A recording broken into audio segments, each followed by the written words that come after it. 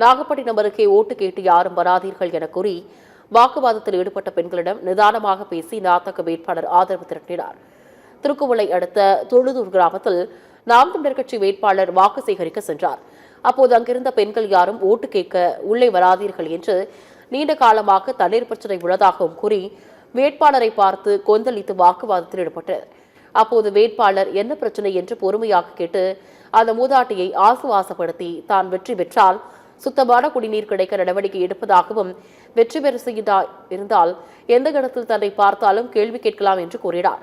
இவரது பொறுமையான பதிலால் திருப்தியடைந்த பெண்கள் வேட்பாளரை கட்டிப்பிடித்து தங்களது ஆதரவை தெரிவித்தது குறிப்பிடத்தக்கது.